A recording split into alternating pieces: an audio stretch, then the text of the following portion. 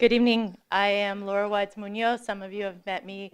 I was an Eman Fellow last year studying economics and immigration, and I cover immigration and Latino affairs for the Associated Press based in Miami, where it is now 80 degrees still. When we were first talking about putting together this conference, and the Nieman Foundation was looking at it, one of the biggest challenges was how to begin. And I can think of no one better to start us off tonight than Demetrios Papademetriou, who is the founder of the Washington-based Migration Policy Institute. He is also president of their institute in Brussels. He is also the co-director of the MPI Woodrow Wilson Center Initiative that has proposed new regional and collaborative approaches to migration and competitiveness and human capital development in the US, Mexico, and Central America. I could go on and on, but let's suffice it to say that this is a man who has had his thumbprint on some and all versions of immigration reform efforts over the last 4 decades, cares deeply about this subject, is extremely thoughtful on this subject, and really, I think will challenge tonight some of our assumptions and perhaps even push us out of our comfort zone. And I think that's very important and hopefully something that we will all experience throughout this weekend, because as we all know, when journalists get too comfortable, it's not a good thing. Most of all, though, I think he will help us remember that while we are talking about economics and immigration, really what we are talking about is the country that we live in and the world, who we are, and what we want to be. So without further ado.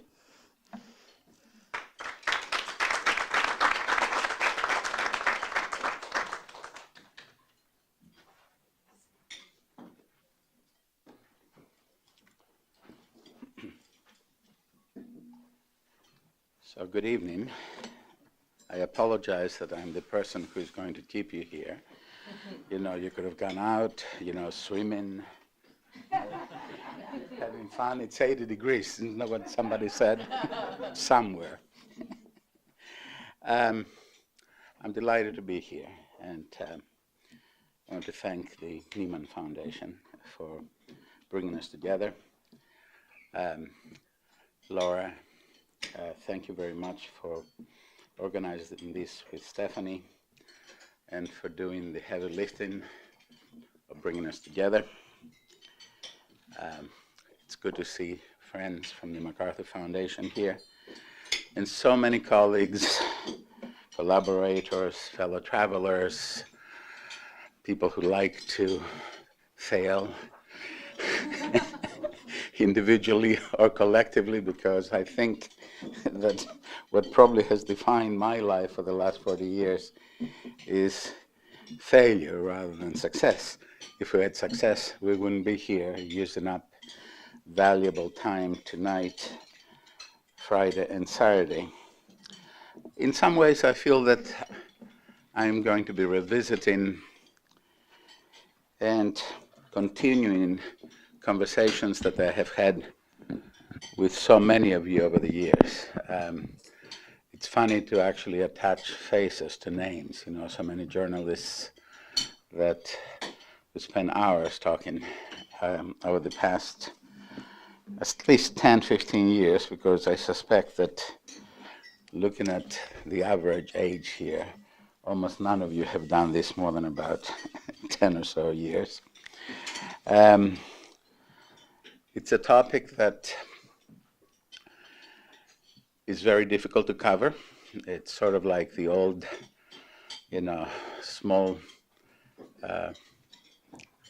person and an elephant, blindfolded, touching something and trying to figure out what the it is. And it is also a topic that's very, very difficult for many reasons to take a hard 360 degrees view at. a lot of the agenda over the next day or so. And, our friends from MacArthur said that much that, they thought that economic coverage, or for that matter, the economics of migration was, one of the things that they have wanted to focus on because there's not enough reporting on it, maybe the economics is not clear enough, et cetera, et cetera. And I've sat in some of those meetings. And I am sure that the economics will be better. You will all understand it better. We'll all understand it better. When I say you, I won't be here, but at the end of the day, I don't think that the issue is going to become much easier to handle simply because you understand the economics of it, because extreme reductionism is what defines this issue. So whether you're looking at it from the perspective of politics, economics, labor market, or whatever, you're only looking at one component of the issue. And I think if we're going to do better with immigration, we're going to have to actually, sort of grab the issue, wrestle it to the ground, and trying to understand it fully. So what I will be talking about, contrary to what the formal program said, and following my orders from Laura and Stephanie, I'm going to be talking about, how we ought to think about immigration if we're going to get it a little more right than we've gotten it in the last, 30, 40, 50 years. And not that there is a single country that gets it right, or much more right than we do, but we get it particularly wrong. And this is, in a sense, what it is that I want to focus on. If you want to think, comprehensively about immigration, what we need to do much better, much better, to devise an immigration policy that serves economic interests in the United States. And that seems to be, essentially pretty much 80% of the conversation in the last 6 months or so. It used to be a minor part of the conversation. And of course, coverage fluctuates. Hearings up on the Hill in the US Congress, focus on all sorts of issues. But allow me to say early on, as I said a minute ago, say it again, that getting the economics right is not going to get immigration right. We also need to have a policy that meets not only legal humanitarian obligations, which we have taken up freely. In fact, we've led efforts in doing so, but also making decisions about protection that actually project an image of the United States as a caring nation, or as a responsible nation in the family of nations. And I don't think that we're doing terrifically in that regard either, but at least I think we're doing perhaps a little better than we do with using immigration as a key instrument in economic competitiveness and growth.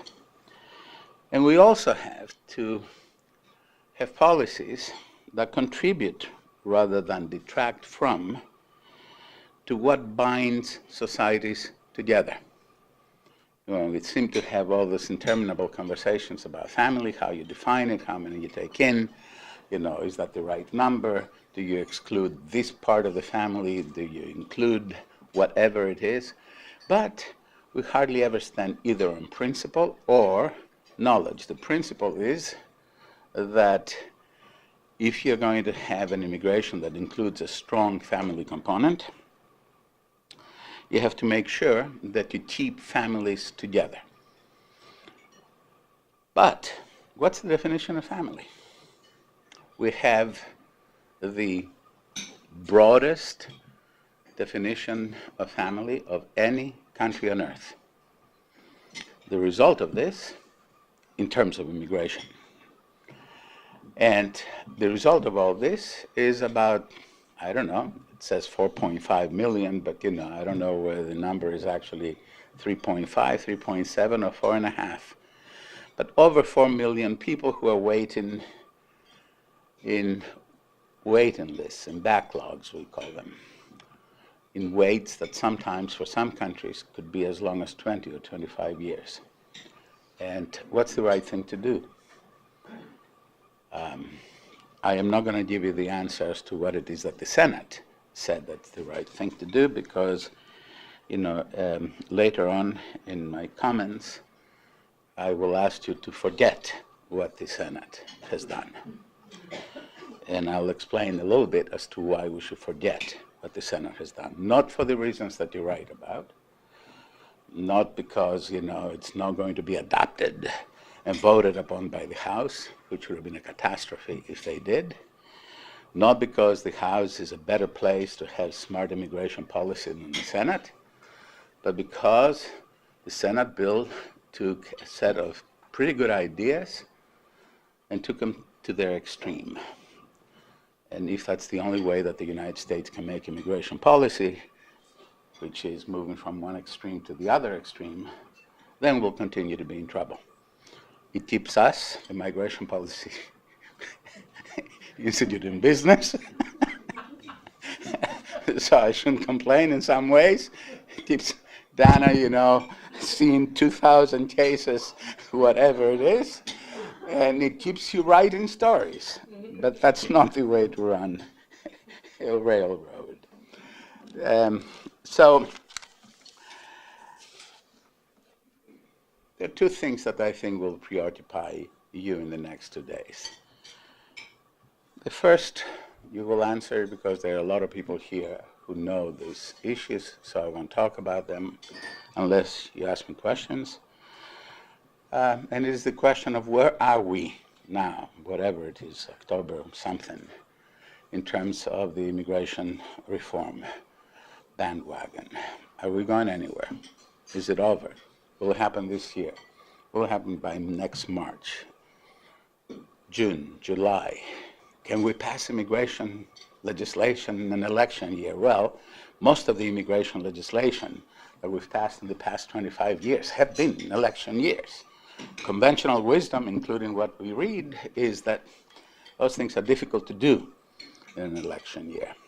Well, there's the conventional wisdom and it's the reality. But again, you will be discussing these things in the next 2 days. What I probably want to spend this evening, and I promise to speak for only about 30 minutes or so. So I'll be elliptical, but we have an hour of Q's and A's. We'll handle it. I think the more interesting question, the one that I want to do, is how do the kinds of conversations that we've been having over the past 9 months or 5 years, or God only knows for how long, how do they stack up against the kinds of things that we ought to be thinking about and we ought to be trying to give answers to? I hope that you're not going to be disappointed if I tell you that they don't stack up terribly well. So I will try to frame the conversations a bit.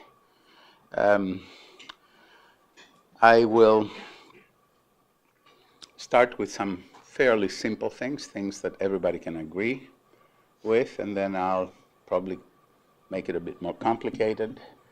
This way, we can have a conversation both tonight, but more importantly, in the next 2 days, I will try to bring some controversy into the conversation. This way you can solve it, not me. And I was asked to actually be provocative, and for those of you who know me know that I'm never provocative.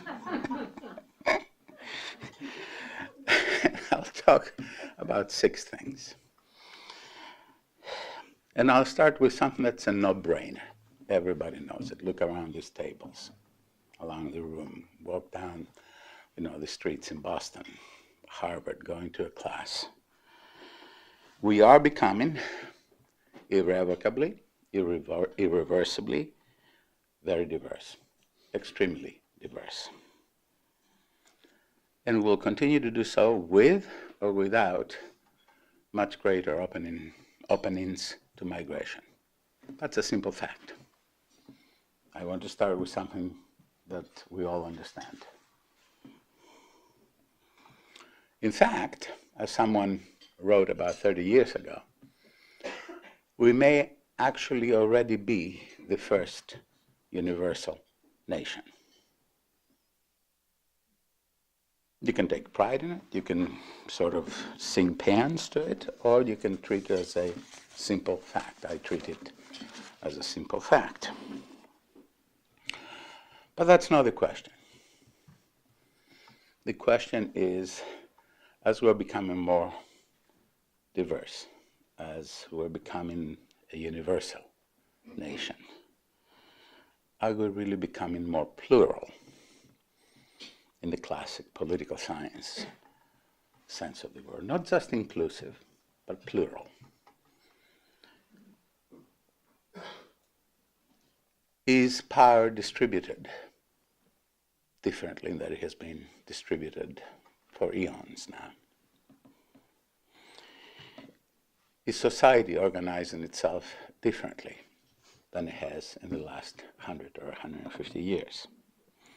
Are the country's institutions beginning to adapt to what is happening on the ground? How are we positioning ourselves in terms of the place of our country within the region and perhaps internationally? And is any part of the conversation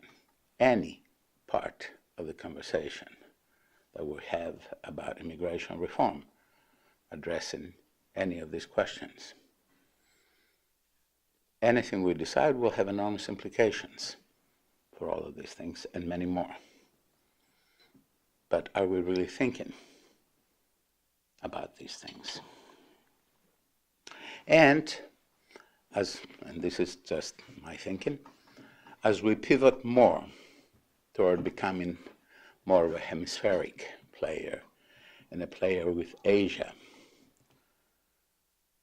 are we going to pivot away from what the average person, without having to think about it, thinks of this country, which is that we are a European country, that the Atlantic relationship defines the relationships that we have, whether in military terms, economic terms, or any other terms? I think that looking at me, I'm an immigrant, but just looking at me without listening to my accent, and looking at who is really staffing at key positions, our government, is not going to be the same group of people 20 years from now. And if we are a different kind of person, how will the country reposition itself? Are we going to be wise enough to know that we can, if we put our mind to it, walk and chew gum at the same time? Or are we going to lurch from position to position, trying to position ourselves, sorry about all these positions, position ourselves to some sort of ephemeral sense of advantage? The second sort of big question that I wanted to put on the table, comment actually rather than questions, is something that has struck me dramatically. And I don't know whether you have the same sense, but you can discuss that tomorrow, or you can tell me after I finish. There has been a remarkable change in the narrative about migration. For those of us who have had fortune, misfortune, something in between, of having done this for a while, to actually see what it is that you folks are writing, to actually see legislators in the U.S. Senate almost cry when they talk about, the immigrant experience. 5 or 10 years ago, people couldn't run away fast enough from anything that was seen as somehow too pro-immigrant.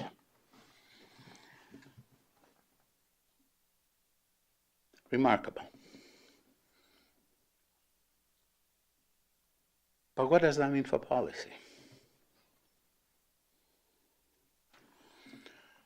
Some of you may remember, particularly the journalists here, that President Fox, very soon after he took over as president of Mexico in the end of 2000, called Mexicans in the United States, regardless of status, heroes. Today, if you wanted to sort of try to read through what it is that, on average, people think of immigrants, heroes comes to my mind. Another thing that comes to my mind is all these writings that somehow immigrants will renew us, save us, as if this is new. But the saving part is new. That we couldn't run the economy without massive numbers of new immigrants. That our society somehow couldn't move forward without massive numbers of new immigrants. This is something that is dramatically different than what the case was 5 years ago, 15 years ago, almost 20 years ago. More interesting thing is that the change has happened in record time. I cannot put my finger to when is it that we all started to basically build plans about immigration. It was probably around 2010, maybe 2011, maybe as recently as 2012.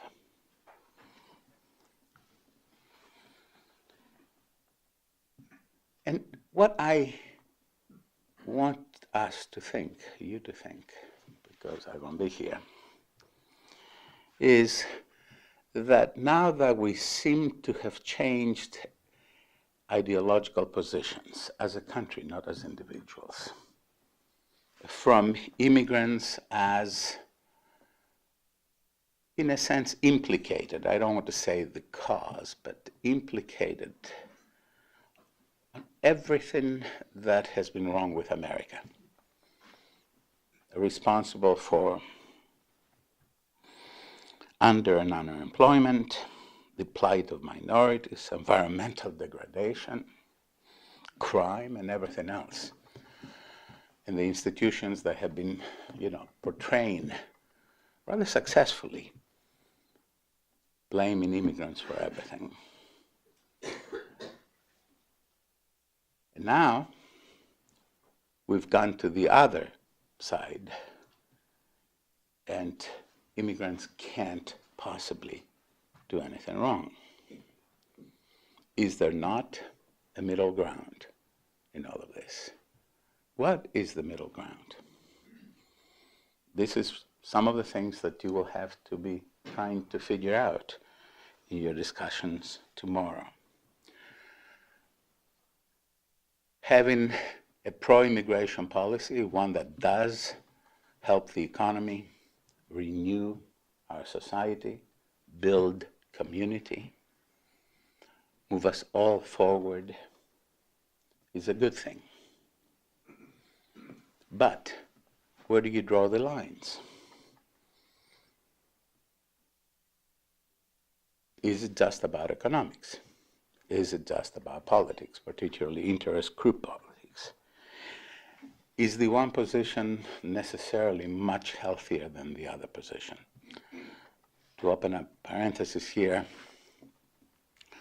I want to emphasize almost, feel sorry for all of these people at the Center for Immigration Studies who, without having to work terribly hard or imaginatively, could make the case that immigration is at the very bottom of everything that is ill with the United States, now working so hard and having no one listen to them except some very powerful people on Capitol Hill. And some people who are probably marginalized in the U.S. society. Can't we just do things by trying to find the proper balance between all these different, or among all these different positions? Is there a juste milieu on immigration policy? How do we get to it? What is it? Will we know if we hit it just about right? These are not just philosophical questions. These are questions that will define whether we do well on immigration reform or not.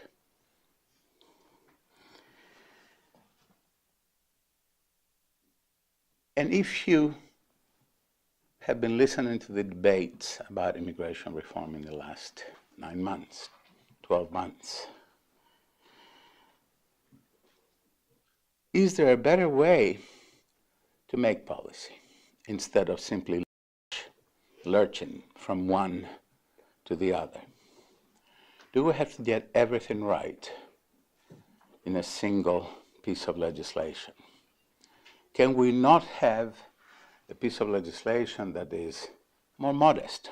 I'm not talking about piecemeal versus comprehensive, but something that does not try to make decisions about what we should do for the next 10 or 15 years, and in a sense, create the conditions for not revisiting the immigration system in a very systematic way that learns from what it is that we have decided in terms of policy and law, and informs the Congress and the American people about what we need to do next. If we continue to act, either because actively we believe that, or simply because we think that that's the only thing that's politically possible in the United States, which is till ourselves to pass a massive piece of legislation and then say, as a senator, rather, well-known senator had said to me 25 years ago after the 1986 legislation and then the 1990 legislation, Dimitri, we're finished with it. We don't have to talk about this for another 20 years. I love you, but no more. We've done it. No country that relies on immigration as much as we rely on immigration, let alone no country that may end up relying on immigration much more than we have relied on immigration in the past, can afford to pass a piece of legislation and then go home. Active management, including active legislative review of what it is that we've done.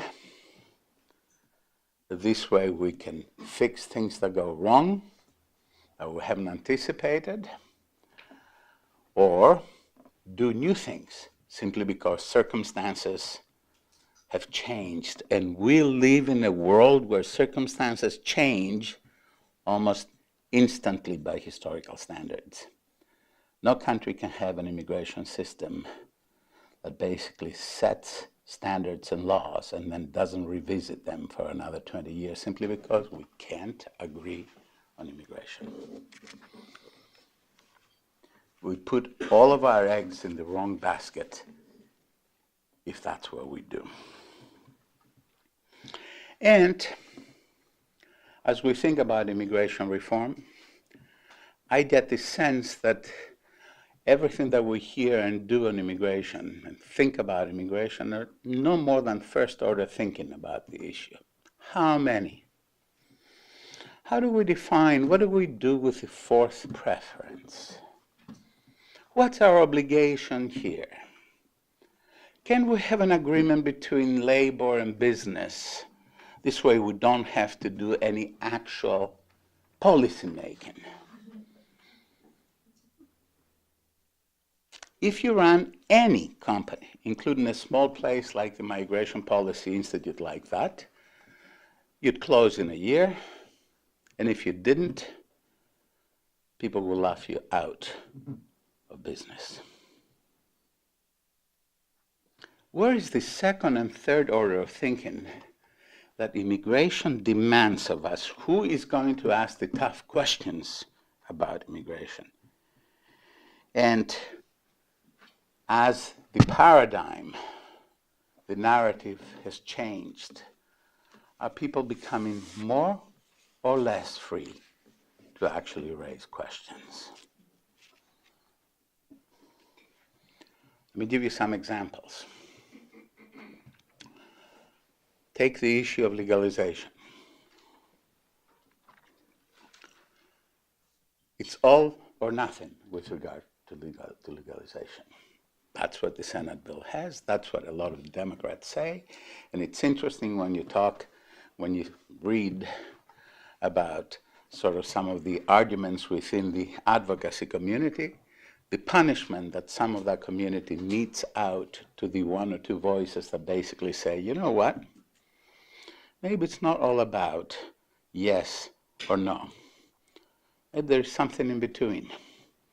And those advocacy organizations that are constituency-based say, you know, when we talk to our constituents, what our constituents want is legal right to be here, a work authorization, the ability to travel in and out of the country and visit their family, and the ability of their family to visit them.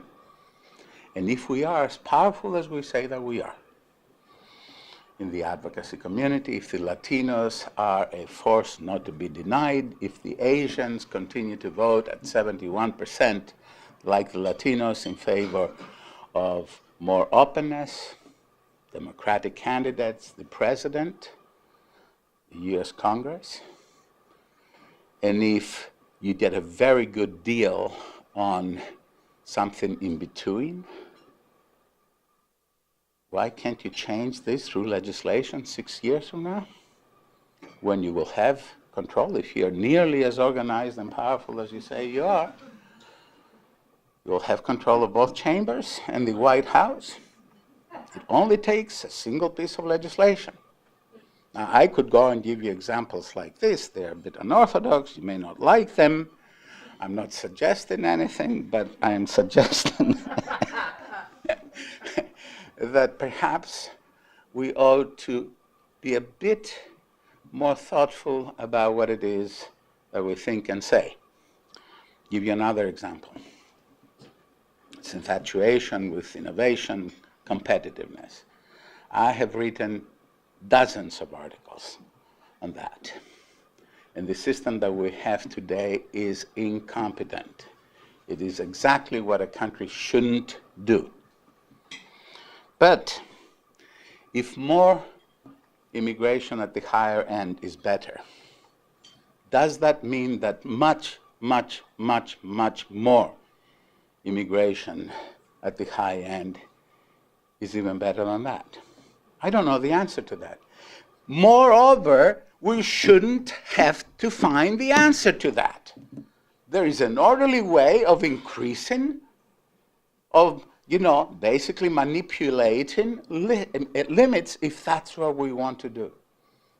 For a bunch of US congressmen and senators to try to peer around the corner a year and a half from now, let alone 5 or 10 years from now, as to how many skilled workers the United States needs is suicide. It's idiotic.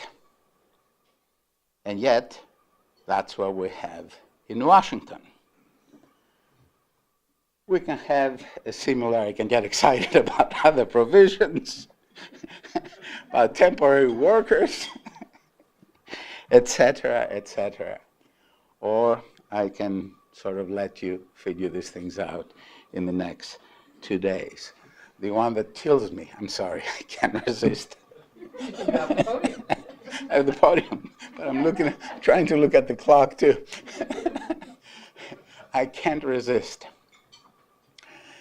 According to the Senate bill, agricultural workers would get a green card at the age of 5 years. Okay, that's fine. Certainly these people work very hard under fairly abusive conditions. They don't get paid very much. The circumstances of work are extremely hard. Let me tell you what the second order thinking is on this.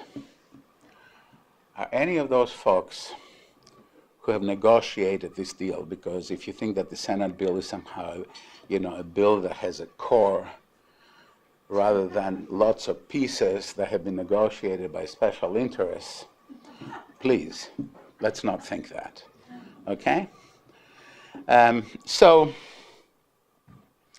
is anyone thinking about how we're going to incorporate this 500,000 people into our society? Who's going to pay for the education? Are we going to basically invest as much energy as we're investing in immigration reform, on education reform, on workforce training reform, on language teaching, on building a society in which these folks can succeed? Who's going to do that? Certainly I have no evidence that anyone is thinking about these issues when it comes to immigration reform. And even more to the point, who will advocate successfully for the institutional changes that will have to be made in order to incorporate people? Not just the agricultural workers. That was just an egregious, example of how little thinking there is. But on everything else, how can we help people who become legalized? It makes no difference whether they get a green card in 6 years and they're citizens in 8 years or in 13 years. Who's going to invest in them? Are we going to make the adaptation that's necessary to our teaching institutions, to our workforce development institutions? And are we going to find the resources? It all comes down to money. And not the fake money that the Senate bill created, borrowed against some sense of all this money that these new legalized people would put into the federal coffers. Look at the CBO. You say that many of you are economics reporters, and you will be writing much more on this. Look at the CBO estimates and ask yourself, could a 7-year-old come up with better estimates than those? For those of you who have 7-year-olds, ask them to do the exercise. Now, is it convenient for us? Yes. I will say the following. If immigration policy was all about growth in the GDP, okay, then we should have open borders.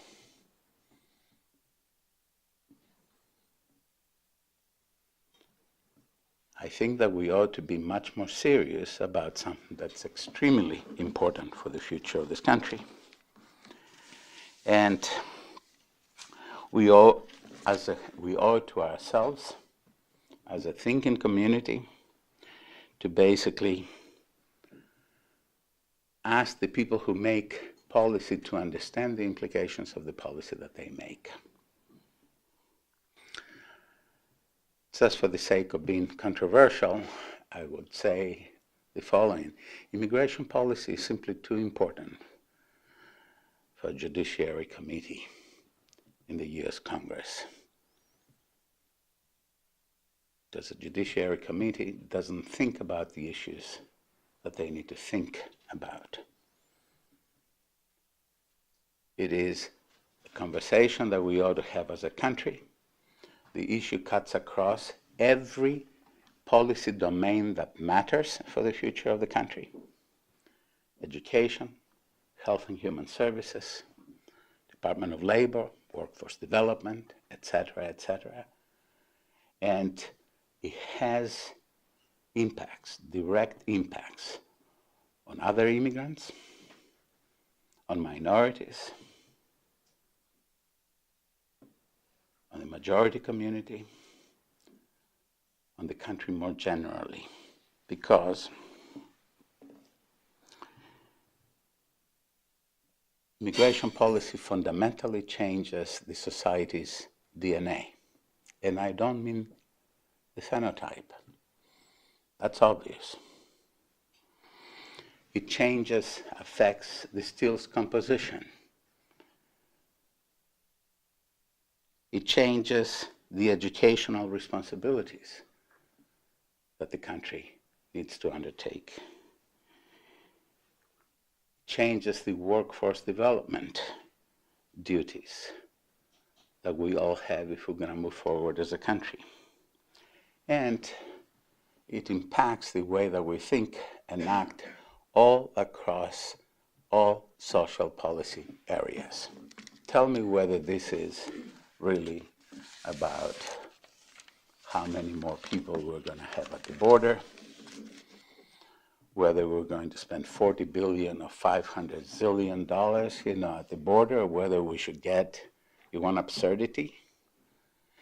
15,000 PhDs from around the world, okay, would get self-immigration rights to come to the United States according to the Senate bill. We're still trying to figure out whether the world actually produces 15,000 PhDs. An exercise in excess. Interestingly enough, the White House has been trying to find out how that provision got into the bill, and they can't get an answer from the Hill. That's immigration policy when it's done by whatever, I don't know, interest groups, little groups of people meeting in the middle of the night, and a lot of, I'm not going to say that enough. Two more quick points.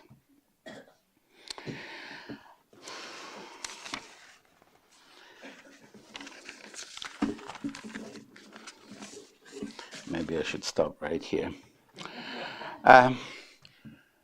Two other things that I think, and I know some of you have written about this, I hope that you will have a conversation about this in the next 2 days.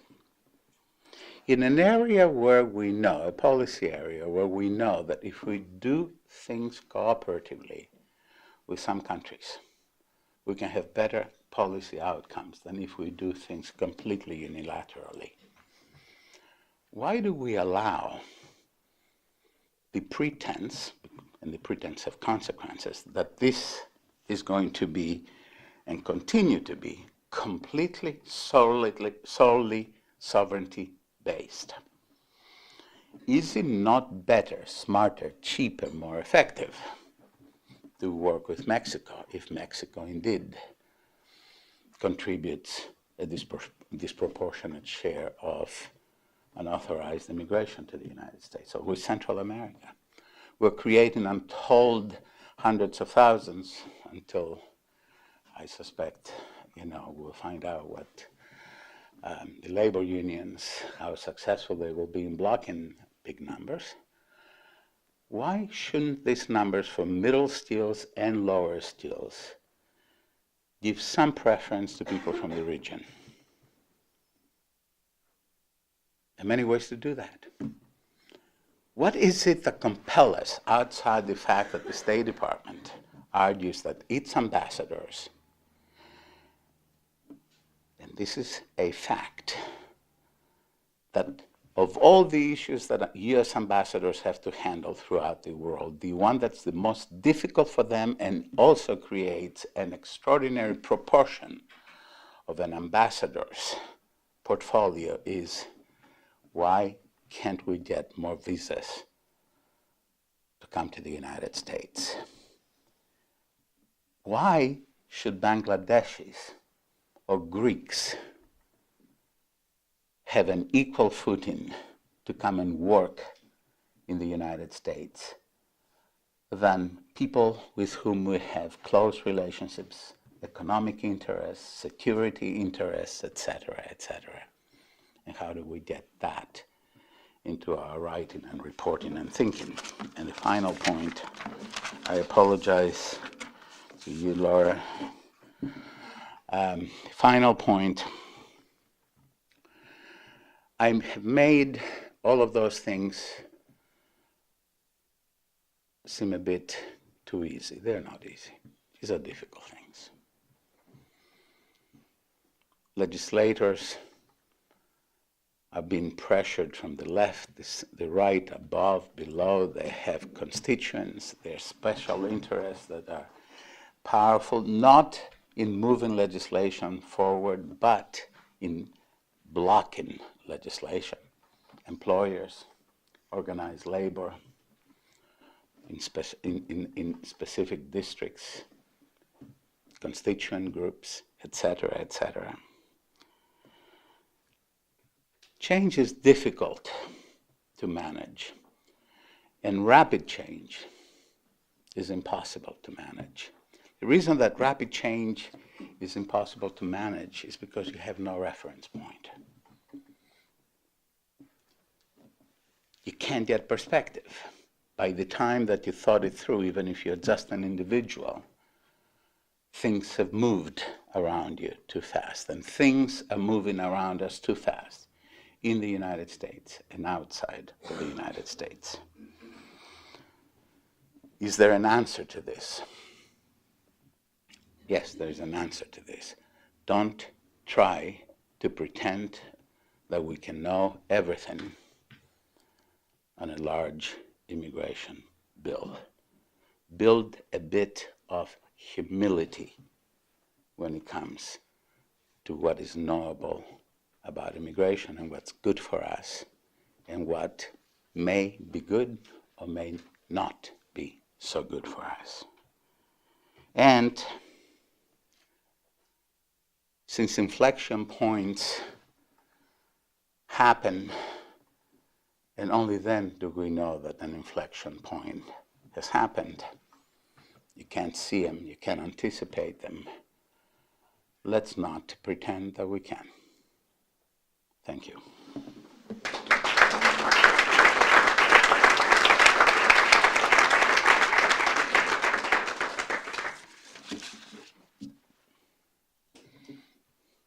Laura, you promised that everybody will have questions.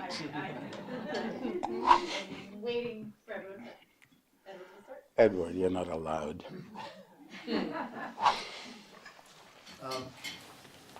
Okay, so what do you say after 50 years of family-based immigration? What do you say to families that you're not going to be able to bring in the relatives like you did before?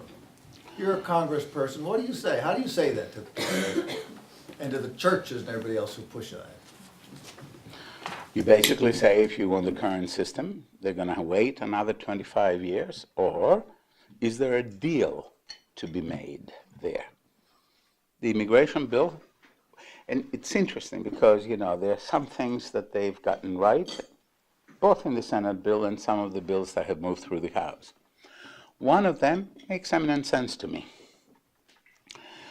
And I suspect all of you, if you don't, let me know and I'll explain it. Second preference, which is, you know, the immediate families of LPRs, of green card holders, and particularly the minor child and the spouse, should move into the unlimited, uncontrolled category. What's the principle here? Family unity. Absolute principle, bedrock principle. Republicans, incidentally, support this. In return for this, you're going to have to give on something else. You're a congressman, you have a significant Asian representation in your constituents. They'll come and they'll say, we want to do this. The same way that they say, I'll try very hard, but I really can't guarantee this, is what will happen. You can't have immigration to the United States run up. Let me give you an example of what the numbers would be in the Senate.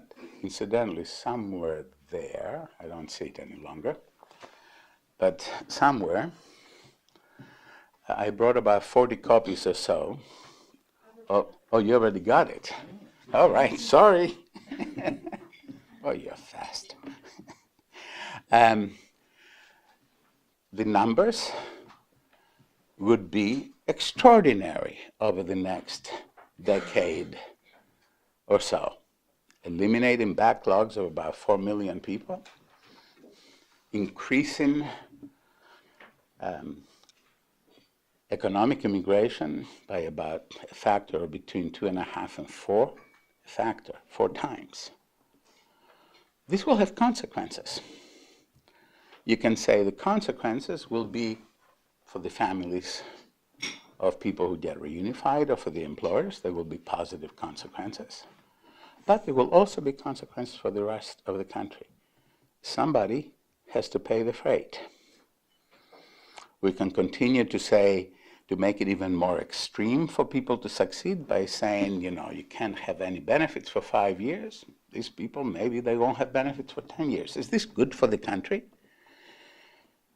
And since when does one's definition, if you wanted to take this, you know, all the way to its logical end, one's definition of family, a lot of the Asian groups argue that I consider my brother and sister an integral part of my family. You've all have heard that. Okay.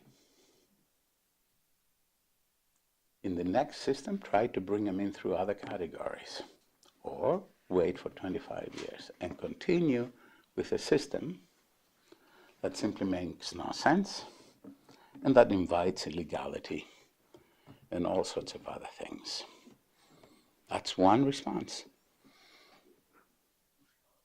The easy response, of course, is to say everybody comes in. I just, you know, I've never been a congressman, so I don't know what the pros and the cons are in that and what the pressures are. But at some point, it's all about making choices. So some congressmen will make this choice, some other congressmen will make a different choice. I have no idea, you know, what will come out in the end, but I suspect what will come out is not what the Senate suggests. Yes? What's your view of the record deportations from the interior of the U.S. by ICE over the last 5 to 7 years? You know, I mean, we all know the numbers, probably about 2 million. Some of the advocates have, you know, deportation clocks now, I understand, that will ring ding, ding, ding when the 2 millionth deportation happens. And I think that what we ought to be thinking about in deportations is not the actual number, but how do we define who should be deportable? Because I think that this country or any other country will not change its way, the way that it treats people with criminal backgrounds. Okay? Now, there are criminal backgrounds and there are criminal backgrounds.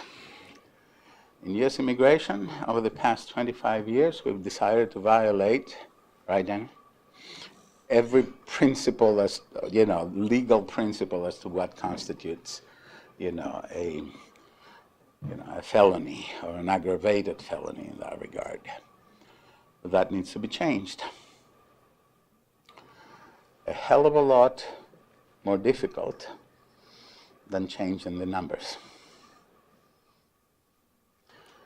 This, yeah, I mean, we have to understand the country. You know, I used to think, like so many people think, that, you know, somehow, many of you still think that, and I applaud you for this. I just don't think that any longer.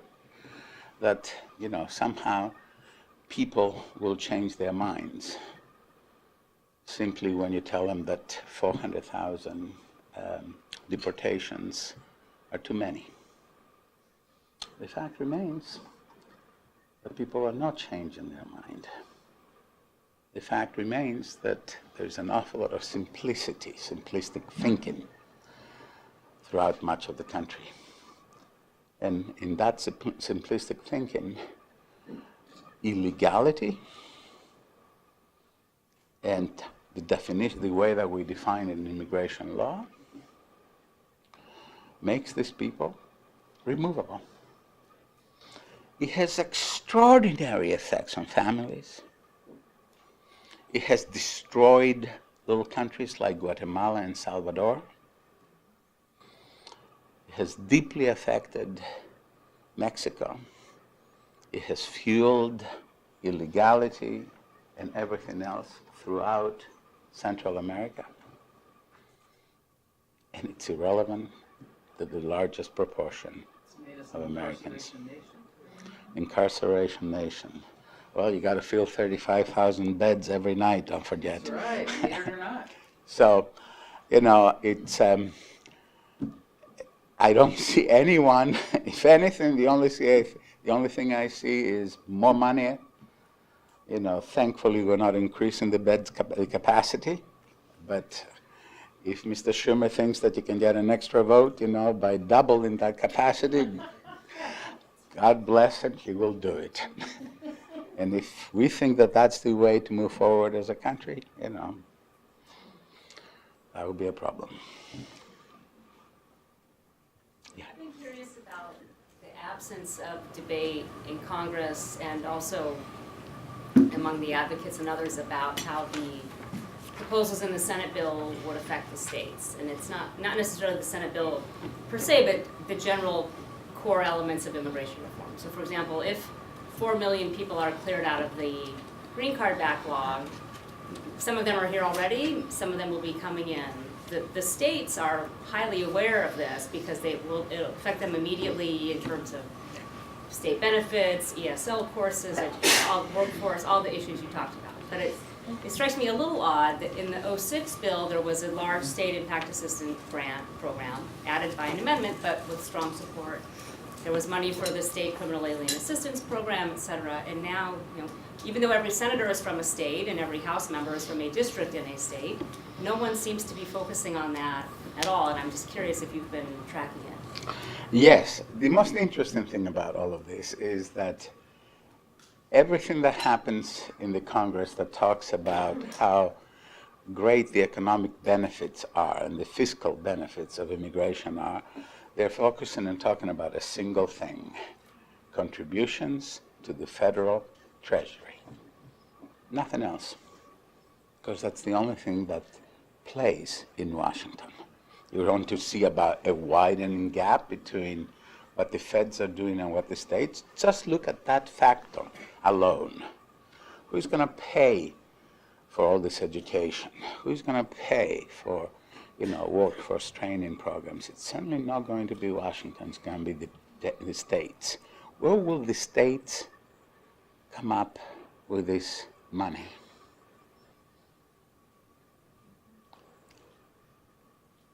It's not the first time that we do this. It's not just about immigration. We do this all over the place, all the time, on all major issues. And the states are not organizing themselves. The state legislatures were very slow to begin to argue, you know, with vigor about some of those things. And there is this sort of like bias, if you will, in favor of not getting things, you know, sort of too shaky. But in reality, even the impact assistance that we're talking about, it's silly. It's pennies. In 2007, I think it was $500 or something. $500 per person who legalizes? Doesn't even cover the administrative cost of trying to expand a program. Have you looked at what has happened to, you know, our two-year colleges throughout California that had, some of the most amazing two-year colleges in the world. It was the example that everybody was coming to, trying to emulate, completely gutted. Where are we going? Talking about immigration here, we have one conversation, and you go down to the state level, and it's an entirely different reality, and you expect people at the states not to react to all of those things? And is this just about more facts? I don't know. I'm sorry. I saw you first and then you. So I guess one of the things that I've feel like I never had a chance to do when I was covering immigration, and I know that there's some journalists who are doing this, but it's so hard because I think in many newsrooms they're just, with the exception of places like the Times where they have people who are, many people covering immigration full time, just not enough people to really spend the time to delve into finding, the ties of money. Like, so if, for example, when somebody mentioned Incarceration Nation, it's like, oh yeah, it's interesting to note that SB 1070 was written by folks who were lobbyists for the prison industry, who wanted, like, okay, if we're not going to, jail black and brown people, we'll find some other brown people anyone, just as long as because their head, is 45 grand or whatever per person, right? So, I mean, how do we go about, I guess this is just a question that I have. How do we go about, really doing our job? Because a lot of this is going on the state level. But even in these bills, I mean, they're so huge, and who are the reporters that are going to sift through and figure out, oh yeah, well, so-and-so wants this, multi-billion-dollar contract to build whatever, the latest sonar, whatever gizmo they're coming up with, that is probably going to fit, whatever. Some of the stuff works, but it's like it's like the toilet seat that costs 40 grand or $40 or whatever. That sort of thing that goes. Yeah. It's not $40. How do we have an impact in most of the newsrooms, which are smaller and don't have that kind of the kind of resources to do that kind of in-depth, pull the curtain behind and show, the men with the money saying, ooh, rich man. Yeah, I don't know your profession, but everybody else does. I suspect, and I see it because I read the clips every day.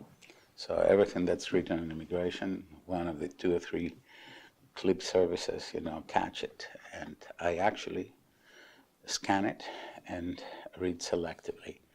But perhaps if the issue is about the implications of proposed legislation for your locality or for your state, perhaps, that's the way to approach this. What is likely to happen if that bill were to be law? And thankfully, there are places like the Migration Policy Institute that takes all of these bills, analyzes them, and presents them in a way that tells you what the highlights of the bills are.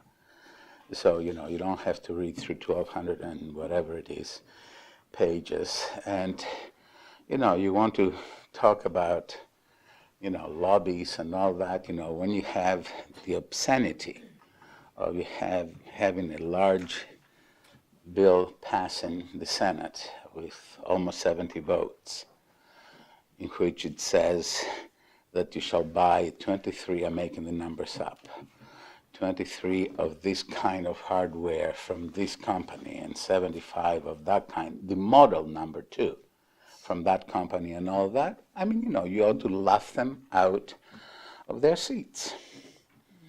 I mean, that's what some of these $44 billion that go into border controls, it comes down to that detail. And, there used to be a time, a mere 10 or 15 years ago, that nobody read the bills. In 1996, we passed 3 significant bills. I've talked to hundreds of members, I suspect, certainly dozens of members at that time.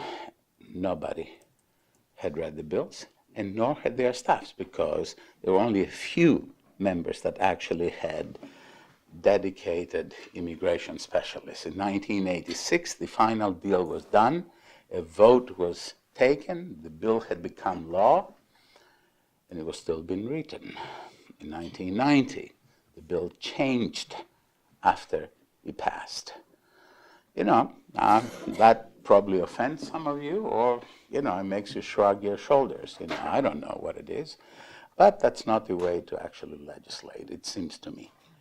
But from a journalist's perspective, instead of, in addition to doing what, 30, 50, 60% of articles do today, which is, what's likely to happen, the speaker said this, the president had another press conference, and I know you have to do this because you have a readership, but I would probably say if I was a czar in a newspaper, that's okay, let all these other people, give another coverage to an irrelevant speech by the president, and instead, let me try to figure out what would the effects of this be on the community? How will we be able, what do we need to do in order to help people succeed? The thing that keeps me awake at night, sometimes I say things simply trying to be provocative, but the thing that keeps me awake at night is how can we move forward as a country if we don't invest in people? How are we going to do that? Alchemy hasn't worked for a few hundred years. Okay? So how are we going to do this? And I'm very curious about that.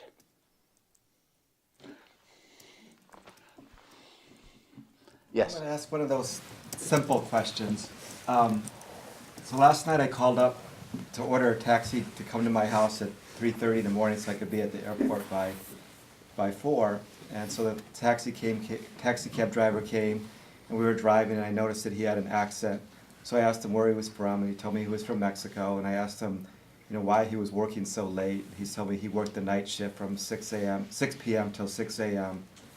And I said, well, do you work every day? He said, usually I work every day. And then he told me that he was going to have 5 days off beginning this weekend because his wife lived in Chihuahua, Mexico, and she was going to come and visit him. So then I told him he wanted to know where I was going, why I was leaving so early at 3:30 in the morning. So I told him I was You're saying you were escaping the country and moving to Mexico, yes.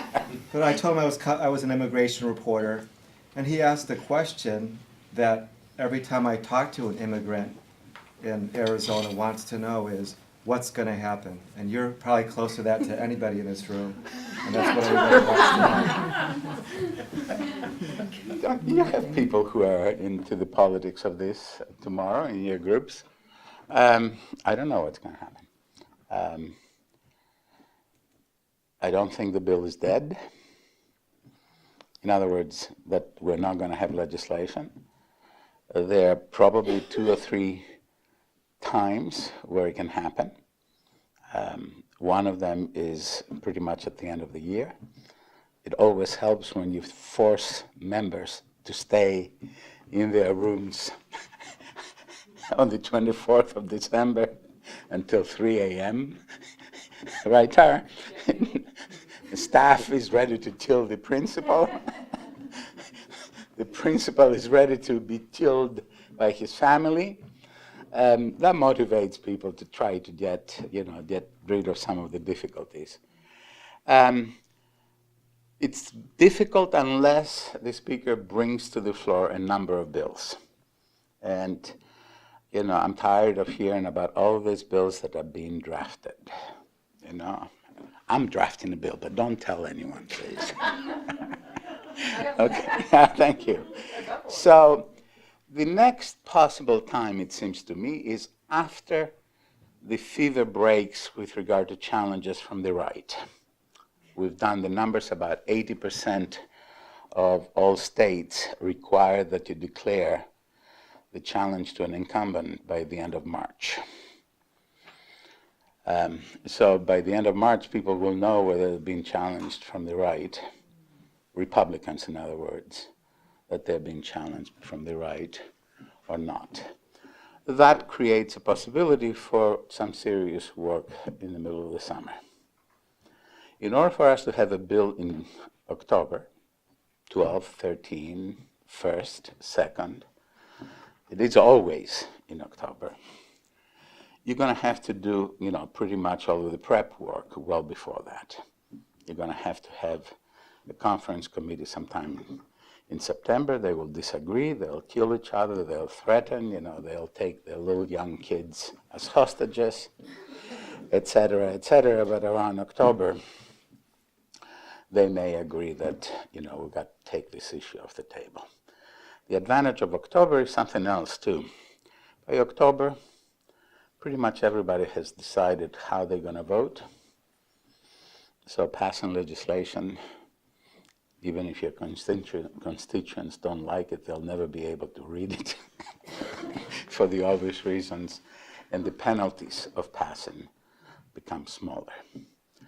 That's how it looks like. Otherwise, 2017. The interesting thing is that the president and the Democrats, more so than any other time in the past several years, they are really in a win-win situation. That's why the president speaks today. He spoke today. He will speak more and more. This way, he can basically say, I'm pushing, I'm doing my best. It's those intransigent Republicans. So if that leads to passage, Democrats take credit. If it doesn't lead to anything, they can say we gave not just the old college try, but we kept pushing for it. The inside story, which I'm not going to give you fully, is that there are very few people in the White House that believe that something's going to happen anytime soon. And the president has other priorities. Yeah, immigration he needs to deliver, but he needs to deliver, more rhetoric rather than a bill, because people realize that the president cannot deliver a bill. Yes, ma'am. I had two questions from a comparative perspective. One is, you said that there should be a more modest legislation. And I was curious. I said that we should be more modest when we legislate. We should be more modest when we legislate, Yes. and that we should revisit it more often. Is there a nation that does that well? Oh, yeah. Australians do the best. They have, this is such a simple thing. It should shock you that we're not doing it. You should be offended that we don't do it. You constantly evaluate whether the policy that you have just instituted is bringing about the results that you've said to yourself that it will bring. And if it does, great. If it doesn't, you change it. Australians and Canadians have been doing longitudinal study. Do you believe that we do not have a longitudinal study on immigration? On how immigrants are doing? What types of immigrants are doing what? The effects, not the econometric effects. I have no idea. There is no country that is less curious about the effects of what it does on everything than our country. If you think that that's the way we should move forward, great, I'm leaving. It's, and less systematically,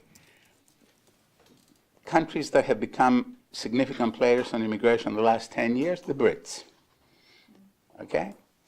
The Germans, the Dutch. Everybody sees that. Whether they do it well enough or not is a different story. But everybody understands this. I have a 6-week 6-week-old grandchild. I bet you I can actually explain this to him and he will get it.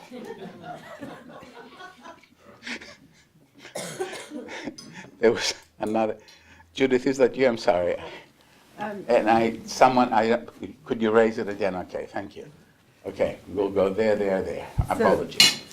Given the complex political and economic interests that are at work, that are competing interests that are at work behind the scenes to try to shape legislation, immigration policy, do you have any optimism that those interests can line up in a way that result in policy that's an improvement on what we have? Let's be sort of set a low bar here, that improves on what we currently have.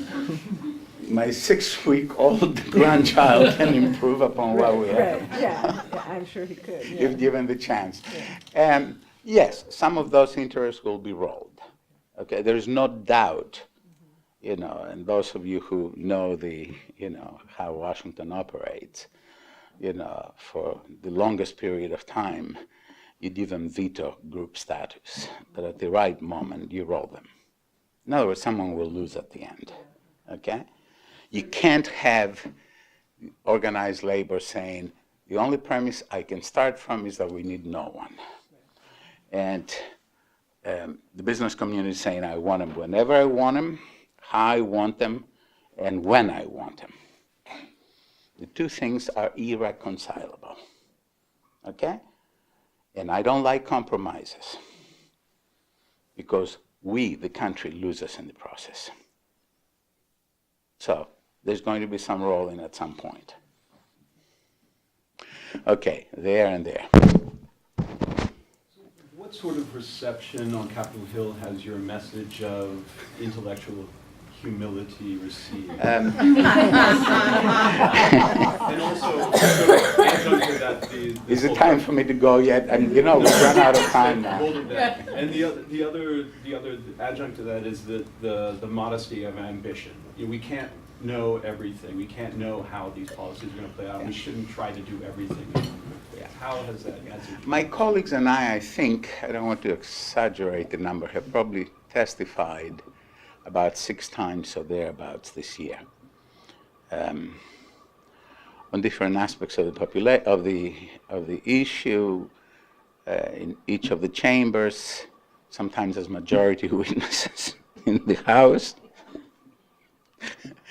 et cetera, et cetera. Has this been taped? It could be destroyed. And Twitter, thank you.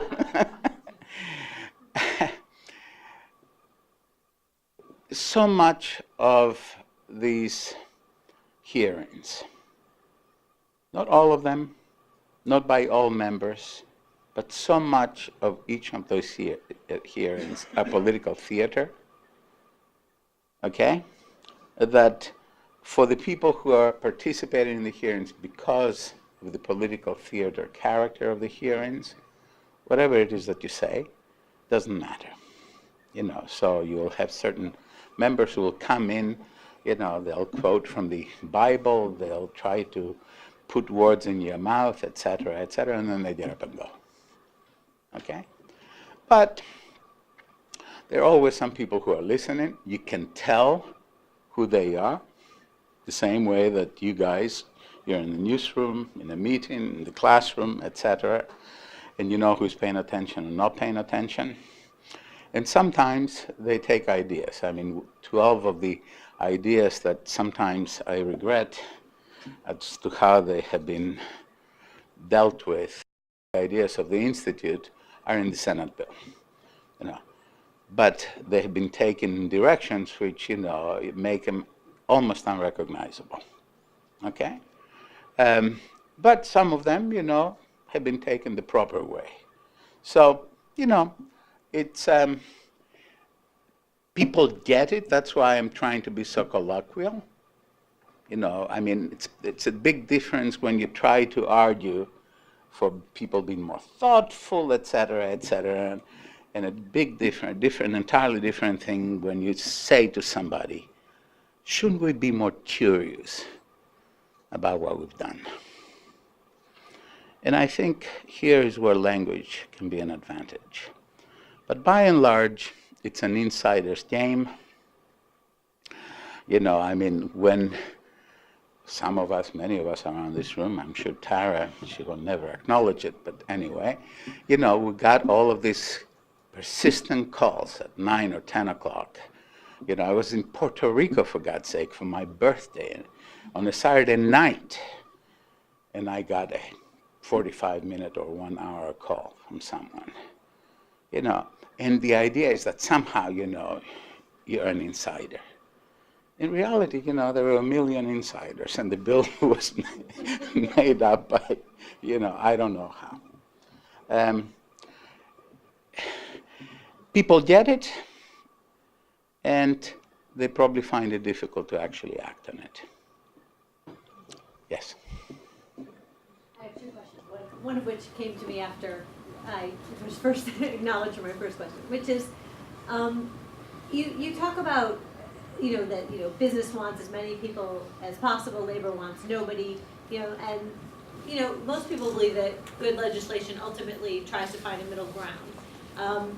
But you sort of seem to deride that kind of compromising, and I'm just wondering, just to play devil's advocate, what's wrong with saying, you know what, here are two powerful interest groups, they're gonna come to a solution somewhere in the middle, which may be close, and also is politically necessary to get this thing through, because we aren't, you know, doing an academic seminar, we're passing something through the United States Congress. So that's the first question. The second question is, you started out your remarks by saying, you know, immigrants are now so largely viewed as heroes, and you know, there's all this warmth, and, you know, acknowledging that I come from Washington, where, you know, there's a lot of people who have some not so nice things to say about immigrants.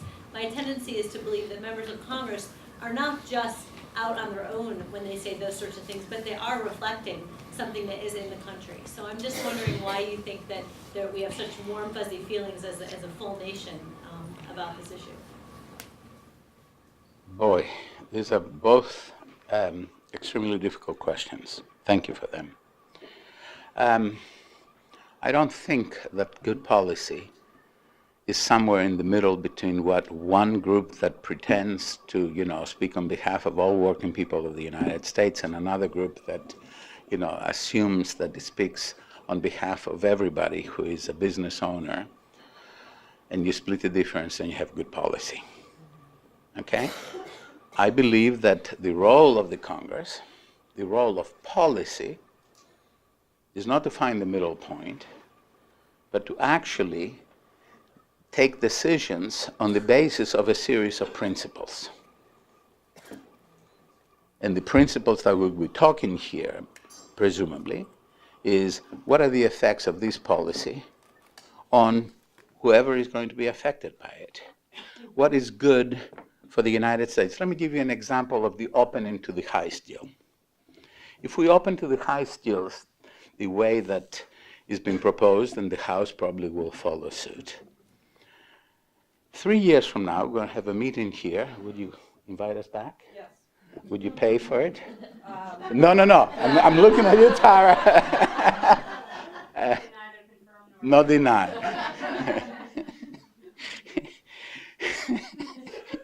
3 years from now, we'll be having an argument about the adverse effects of high steel immigration on people with similar skills. We'll simply have exported our arguments from the low end, the low steel categories, to the high steel categories. Let me give you some other possibilities. Fewer and fewer smart American kids will actually follow pathways to whatever it is, engineering, mathematics, et cetera, because the competition for these jobs will be too high. If you think then that the thing is between 0 and 400,000 and 200,000, I'm not pointing, you know, to you, 200,000 is just about the right number, I don't agree with it. I don't care what the politics dictates. They have a responsibility. You don't export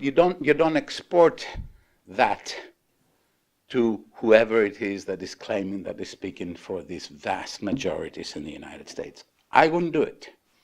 On the low-skill world, and there is no consensus what the right number is. People really have a lot of disagreement. It's not like there's a right number, everyone knows what it is, but they don't have the guts to pick it. That's why there should never be a number. In an ideal world, there shouldn't be a number. should It be a should be a policy. process. Okay? We don't live in an ideal world, so we're going to have to, every number that Congress has put up on the table, I was deeply implicated, wrote big parts of the 1990 Act. People say, how could you have come up with only 65,000 visas for the H-1B? And people actually think, including analysts, think that there is a logic behind that number, that some sort of a calculation happened. Some smart people got together, they talked to the Department of State, Department of Labor, my mother-in-law, and they said, that's the number. If you think you move forward in the country by doing that, then you should do exactly the same thing. I find this offensive. I'm sorry, and this is not an academic position, it's not an ideological position, and I'm not stupid. Okay, I can be a politician myself, but there are certain things that by now we ought to know not to do. I'm sorry, you had a second question. I always have that problem. Towards immigrants. What is it? The warm feelings towards immigrants. This is probably a problem that I have with having lived in this world for too long. Okay? Immigrants have always been who they are. They try to take advantage of opportunity differentials. They're committed to doing better for their families. They have the same hopes for their children. And they want stability. Makes no difference whether they're refugees, asylum seekers, high level, whatever it is, or agricultural workers. And those things haven't really changed, despite the narratives changing. The reason that I used that, and I was very strong on this in trying to sort of get you a bit animated, which apparently has worked, is because I wanted to demonstrate how the narrative has changed from one of, immigrants, we need to control that, we need to do this, et cetera, and they're taking our jobs, all that stuff. And today, where you almost can't have an argument with anyone about, being reasonable on immigration, because the more immigration is better, the much more immigration seems to be even better. And maybe I'm too much in the middle, okay? And I'm actually curious about this. We actually brought together some of the people who are smart on those things, and they explained, how this has worked out. And as our friends from foundations, not from MacArthur, because just as the MacArthur folks said here, they're not into the politics of this. The money that has gone into actually changing that narrative has been nothing less than extraordinary. As in, we're not talking about millions, we're talking about, many, many, many, many millions. So it shows you that if you put your mind and your money behind something, and you're patient enough, and you take advantage of a shifting climate, in other words, you attach yourself to concerns about American competitiveness, et cetera, and then you have all of these folks, Bloomberg and everybody else saying, my God, this country is going to be destroyed unless we just do all of those things. At a certain point, there is an agglomeration effect, and the narrative changes. Narratives are difficult to change. So it's going to be interesting to see, how long this narrative will be dominant, because if one thing that we know about immigration, if you go back 150 years, is that attitudes toward immigration are pendular. Okay? pendulum swung, and if you think, close your eyes and think of the pendulum, you know, when it takes those lazy, long, you know, sort of moves, when it reaches the highest level, it almost seems stuck there. It's not, but that's when the energy, well, we're not going to go. And then when things, before it reaches a new, you know, when it stops, in other words, moving, it goes very quickly, okay? I don't know whether we're at this point or this point, but we've seen this throughout history, you know, going back to the 1840s. And you can basically, you know, graph out the forces that lead to the change in attitudes toward immigration. Yes, I'm sorry. Did I miss anyone? So these are new hands. 1, 2, 3, 4. Okay. I feel like in Washington, a lot of the narrative about the impetus for doing immigration now goes back to the 2012 election and Republicans' poor performance with Latino voters, and conversely, Democrats, you know, wanting to court Latino voters. To what extent do you think that's actually driving this latest effort, and what do you think, I guess, the implications of that are? Why do you save the hard questions until the end? Certainly, you know, with the election, and for the first 3 or 4 months after the election, everybody was very motivated by that type of narrative. And I found it ridiculous, I mean, laughable, that you had Democrats. Sometimes, you know, I mean, I'm wondering, you know, whom do we elect? Who would just basically say to the Republicans, you know, you guys need to get the presidency back sometime. One of the ways to get the presidency, okay, is what? Pass immigration reform. My 6-week-old grandchild, if he had been born then, would have just rolled his eyes. Okay? So, to apologize to my son about this. And it is true that people were just worried at that time, and the Democrats exploited this. What has happened since then, however, is that thing seems to have dissipated, gone out of the window. You know, Republicans who are not going to support immigration reform decided that they're safe after all, as they've always been, and there is certainly no value to them to actually do anything that would empower the president, as long as they could keep their seats and presumably the House. That ultimately is the trump card. We'll find out, you know, what actually happens in the end. Yes?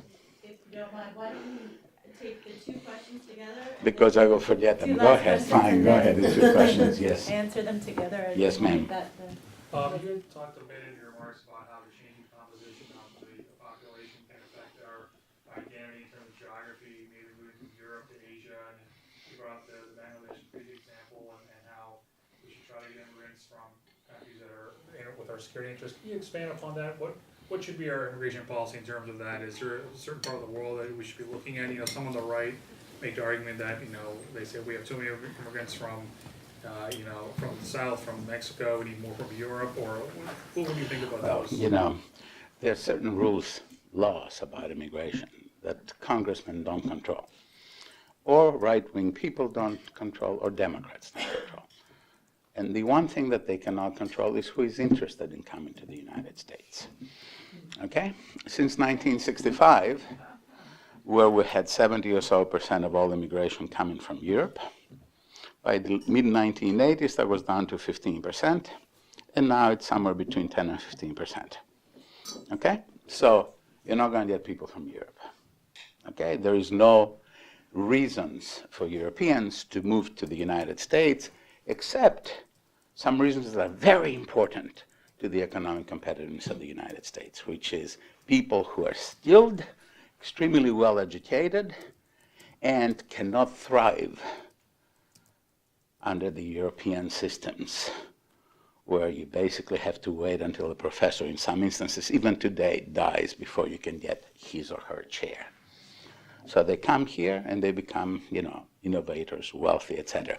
The prohibitive advantage, contrary to what you will read anywhere, this is a statement that you can take at face value, even if you disagree with it.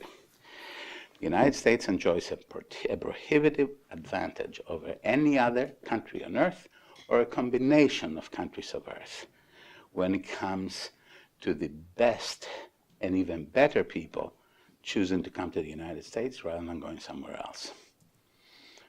For a very simple reason. This is where they can get the best returns on the investments that they've made on themselves.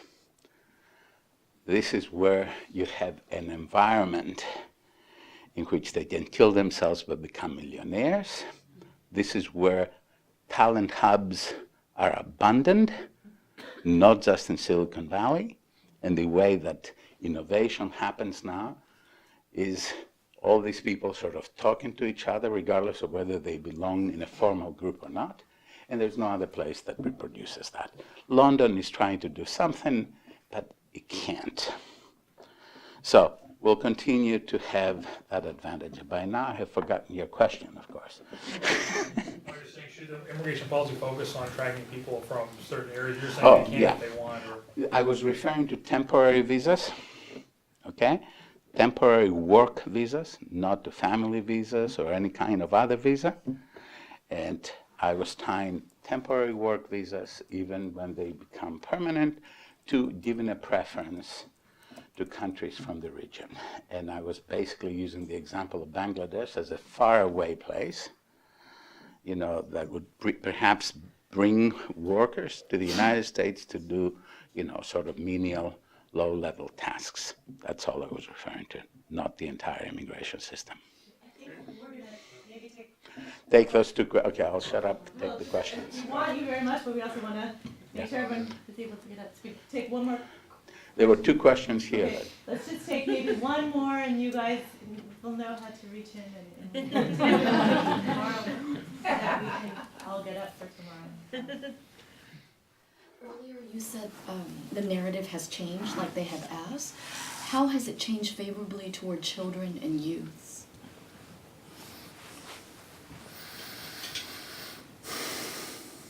I don't know about youth. Are you talking about dreamers, youth, that kind of a thing? Oh, you know, dramatically. But most of it has changed because of their own actions. This remarkable way that they have organized themselves, the decision to challenge the system, you know, having, in a sense, built upon stories about a valedictorian here and a, you know, an exceptional person who has studied, and this is part of the narrative. This is what all of this money that has gone into this, including paying for the organization of the Dreamers, okay, has accomplished. And by having chosen extremely well in terms of their leadership. Smart, thoughtful, aggressive, but not too aggressive young people who are challenging us all to basically say, deport us if you want to. Extraordinary.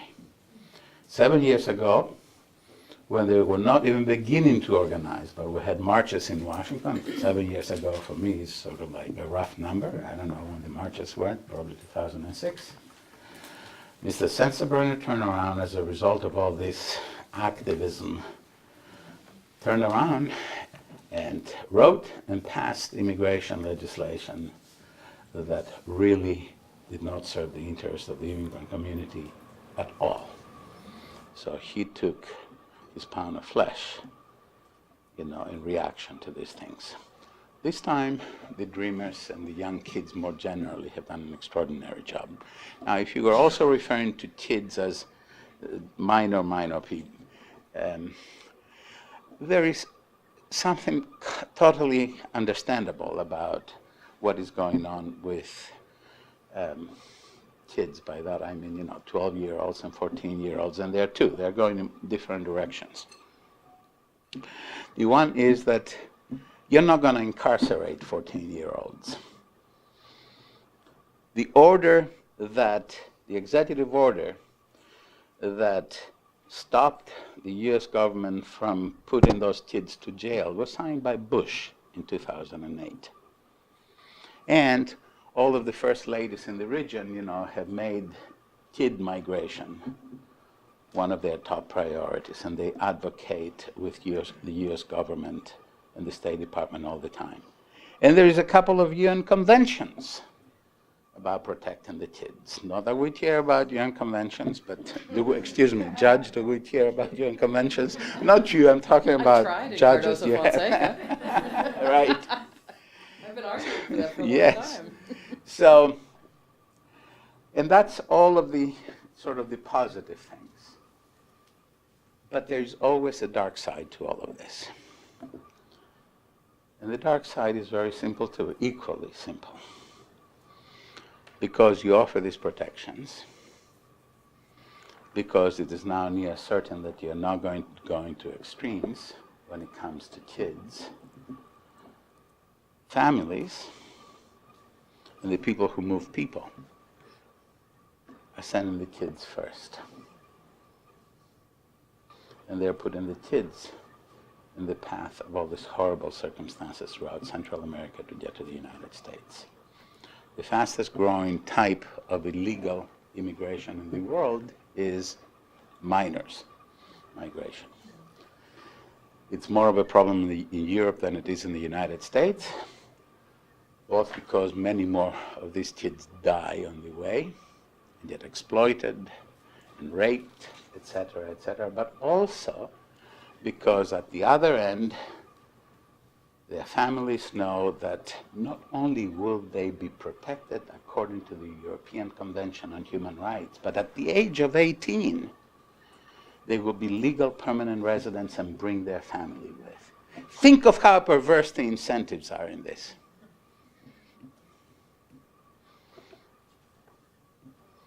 I mean, that's why I didn't touch on those things. This requires Solomonic wisdom far bigger than all of us here. Thank you for being patient with me. I apologize.